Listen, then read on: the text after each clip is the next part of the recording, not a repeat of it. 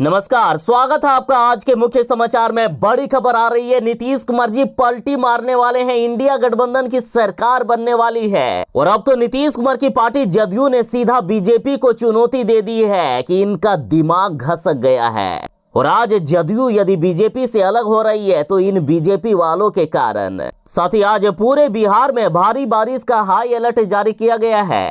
तो आज की बिहार और देश की बड़ी खबरों पर बात करेंगे। इससे पहले आपसे एक छोटी सी अनुरोध है, कृपया वीडियो को एक प्यारा सा लाइक अवश्य कर दीजिएगा। आपका लाइक करना ही हमारी मेहनत का फल होता है। आ गई है सबसे बड़ी खबर, मुख्यमंत्री नीतीश कुमार जी पलटी मारने वाले हैं। लालू यादव के साथ फिर से जाने वाले हैं नीतीश कुमार जी। और इसका खुलासा अब खुद लालू प्रसाद यादव ने कर दिया है। देखिए, लालू यादव ने कहा है कि अगले ही महीने गिर जाएगी मोदी की सरकार, यानी नीतीश कुमार जी और चंद्रबाबू नायडू दोनों ही इंडिया गठबंधन के साथ आ रहे हैं। दरअसल नीतीश कुमार जी और चंद्रबाबू नायडू दोनों ही बीजेपी से काफी नाराज हैं। नीतीश कुमार जी ने बिहार के लिए स्पेशल पैकेज के रूप में 1 लाख करोड़ रुपए मांगे। साथ ही बिहार को विशेष राज्य का दर्जा, नया थर्मल पावर प्लांट, 9 हवाई अड्डे, 7 सरकारी मेडिकल कॉलेज और कई मांग कर दिए थे। लेकिन बीजेपी ने साफ मना कर दिया है कि बिहार को ना तो विशेष राज्य का दर्जा और ना ही विशेष पैकेज मिल सकता है। और अब लगे हाथ चंद्रबाबू नायडू ने भी आंध्र प्रदेश के लिए 1 लाख करोड़ रुपए यानी विशेष पैकेज की मांग कर दिए। मोदी सरकार ना तो नीतीश कुमार जी को कुछ दे रही है और ना ही चंद्रबाबू नायडू को। ना तो इनको कोई बड़ा विभाग मिला है और ना ही इनकी मांगों को पूरा किया गया। साथ ही नीतीश कुमार चाहते हैं कि 2024 में ही बिहार विधानसभा का चुनाव हो जाए और इसके लिए बीजेपी तैयार ही नहीं है। केंद्र सरकार ने सीधा मना कर दिया है कि अभी चुनाव नहीं हो सकता है, क्योंकि ये बीजेपी वाले जानते हैं कि अभी चुनाव होगा तो हमारी शर्मनाक हार होगी। लेकिन नीतीश कुमार जी जानते हैं कि जिस तरह से हमारी लोकप्रियता बढ़ी है इस बार के लोकसभा चुनाव में, अभी यदि चुनाव होता है तो हमारी पार्टी अच्छा प्रदर्शन करेगी।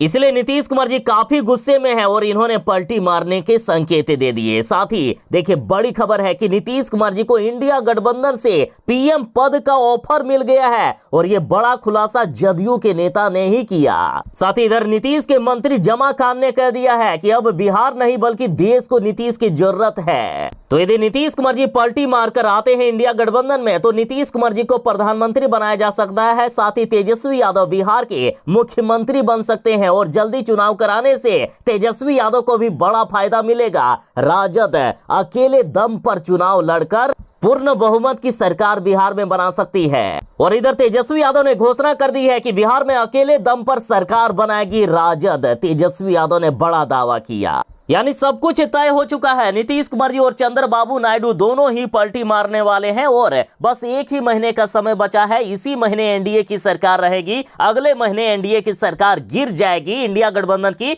सरकार बनेगी। लालू यादव ने बड़ा खुलासा किया।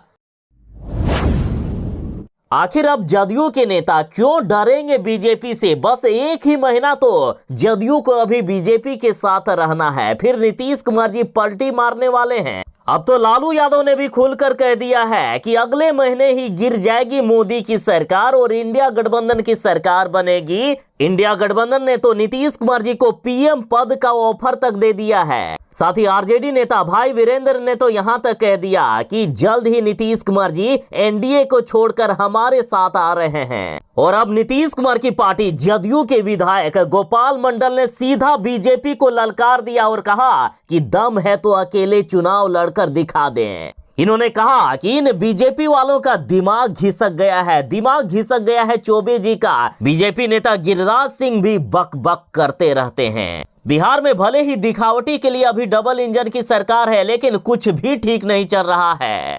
अब जदयू ने बीजेपी को ललकारते हुए कहा है कि दम था तो अकेले लोकसभा चुनाव क्यों नहीं लड़ा? पता चल जाता उसी समय कि बिहार में आप बीजेपी का क्या औकात है। देखिए, कुछ दिन पहले ही बीजेपी नेता अश्विनी चौबे ने यह कह दिया था कि अगला जो विधानसभा का चुनाव होगा वो नीतीश कुमार के नेतृत्व में नहीं लड़ा जाएगा, यानी नीतीश कुमार जी मुख्यमंत्री नहीं होंगे। तो इस पर गोपाल मंडल ने कहा कि चौबे जी का दिमाग घसक गया है। इन्होंने कहा कि ये लोग नीतीश चचा को पलटू राम कहते हैं, लेकिन हकीकत ये है कि नीतीश चचा बैठे रहते हैं, कभी आरजेडी आकर सट जाती है तो कभी बीजेपी। इन्होंने सीधा बीजेपी को चुनौती दे दी है कि जब तक बीजेपी वाले नीतीश कुमार के साथ रहेंगे इनकी कुर्सी बची रहेगी, वरना ये लोगों का कोई ठिकाना नहीं रहेगा, बिहार में कहां फेंका जाएंगे। साथ ही इन्होंने लालू यादव का जमकर तारीफ कर दिए। गोपाल मंडल ने कहा कि लालू यादव महान लीडर हैं,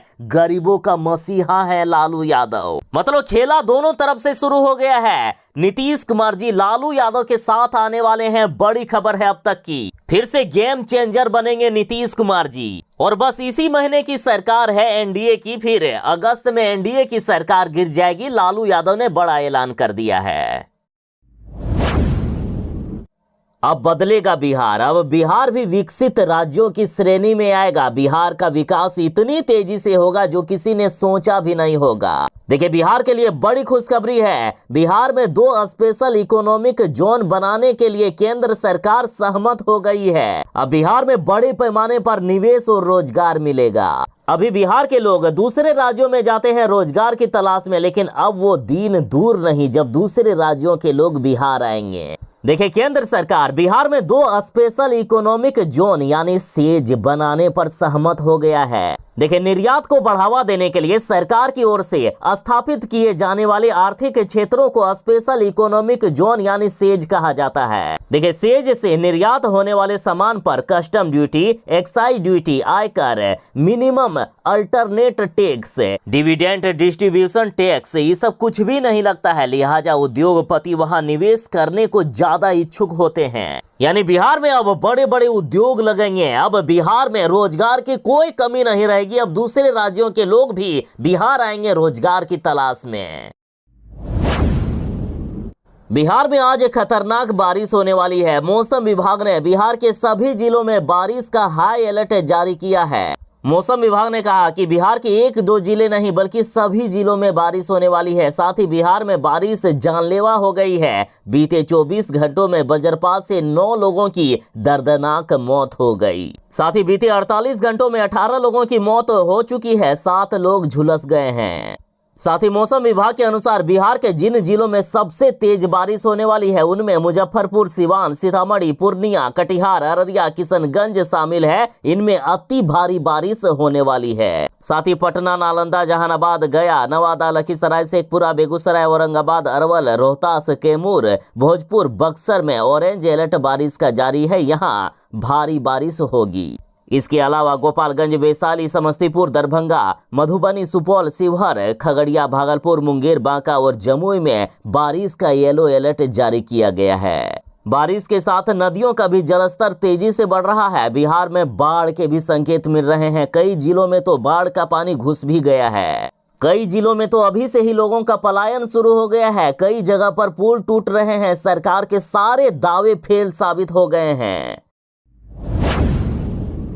हो गई है जंग की शुरुआत, तलवारें खिंच चुकी है, मैदान सज चुका है, बस ऐलान करना बाकी है। नीतीश कुमार जी और चंद्रबाबू नायडू दोनों ही एनडीए से अलग होने वाले हैं, पलटी मारने वाले हैं। नीतीश कुमार जी, मोदी जी काफी टेंशन में आ गए हैं। बीजेपी नेताओं के हालात खराब हैं। देखिए, नीतीश कुमार के बाद अब चंद्रबाबू नायडू ने भी आंध्र प्रदेश के लिए विशेष राज्य का दर्जा मांग दिया है। देखिए, नीतीश कुमार जी को मना कर दिया गया स्पेशल राज्य का दर्जा देने के लिए केंद्र सरकार के द्वारा। फिर भी आंध्र प्रदेश के लिए चंद्रबाबू नायडू ने विशेष राज्य का दर्जा मांग दिया। यानी बीजेपी वाले इनको देंगे नहीं और ये पलटी मारेंगे। चंद्रबाबू नायडू ने कहा कि आंध्र प्रदेश संकट में है, विशेष राज्य की दर्जे की सख्त जरूरत है। साथ ही बजट के पहले नीतीश कुमार जी और चंद्रबाबू नायडू ने केंद्र सरकार से इन परियोजनाओं पर 48,000 करोड़ रुपए मांग दिए हैं। देखिए, खबर चली कि चंद्रबाबू नायडू पलटी मारने वाले हैं, इसलिए मोदी जी ने तुरंत ही मीटिंग बुलाई और दिल्ली में चंद्रबाबू नायडू के साथ मीटिंग की है। लेकिन उस मीटिंग में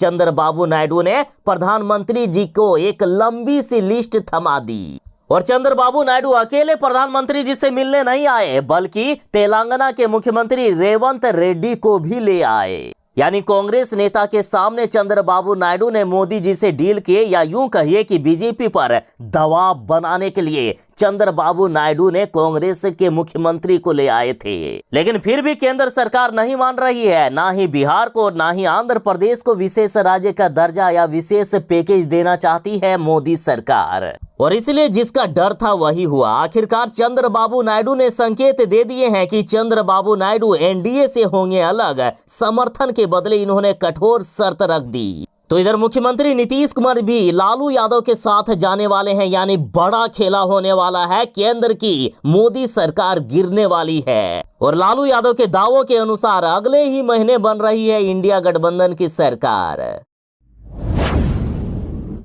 बिहार में अपराधी बेलगाम हो गए हैं। हर दिन बिहार में आपराधिक घटनाओं से अखबार के पन्ने भरे हुए रहते हैं। बिहार में जब अपराधी जहां चाहे किसी को भी सरेआम गोली मार के आराम से निकल जाते हैं। और अब तेजस्वी यादव ने बीते 3 से 4 दिनों में हुई आपराधिक घटनाओं की पूरी लिस्ट शेयर कर दी है। तेजस्वी यादव ने कहा कि पेश है अवतारी प्रधानमंत्री एवं कुर्सीधारी मुख्यमंत्री की बिहार वासियों के लिए अर्जित विगत 3 से 4 दिनों की मंगलकारी, विध्वंसकारी, चमत्कारी, उपकारी और गुणकारी उपलब्धियां।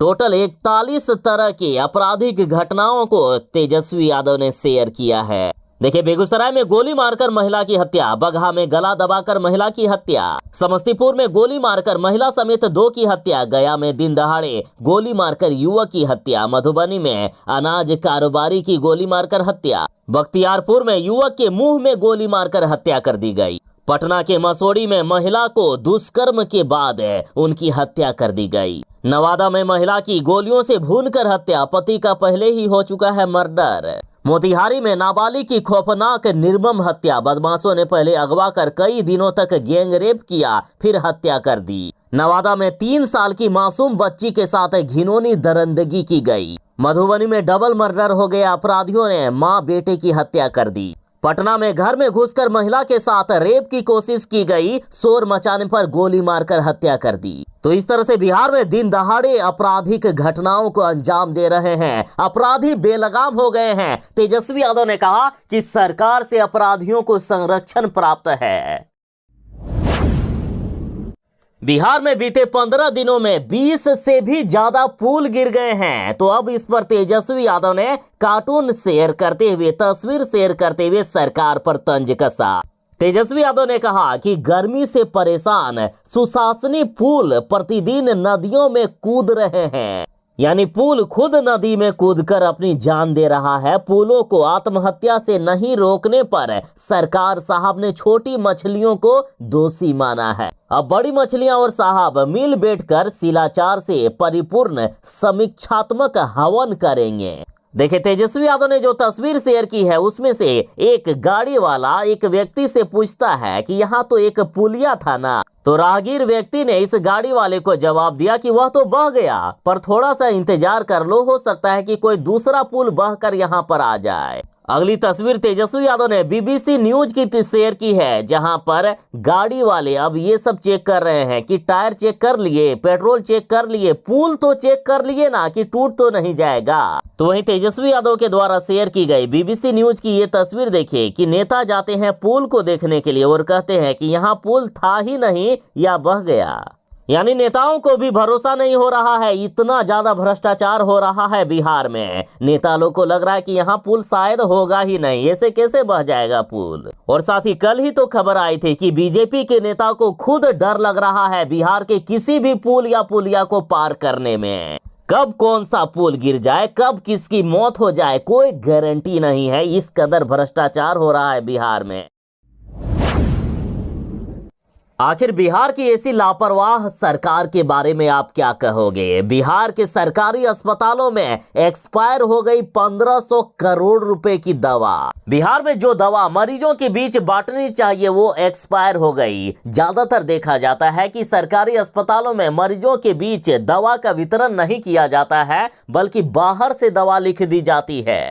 देखिए, केंद्र सरकार के DVDMS पोर्टल की रिपोर्ट के मुताबिक सहरसा में 541 करोड़ 52 लाख 75 हजार की दवा एक्सपायर हो गई है। मधुबनी में 155 करोड़ रुपए की, पटना में 106 करोड़ 48 लाख 41 हजार की दवा एक्सपायर हो गई। बिहार के सभी 38 जिलों को जोड़ दे तो 1500 करोड़ के आसपास की दवा एक्सपायर हो गई है, जिससे स्वास्थ्य विभाग में हड़कंप मच गया है। अब बताइए, ऐसे लापरवाह और भ्रष्टाचार वाली सरकार है बिहार में, तो आखिर कहां बिहार का विकास हो पाएगा?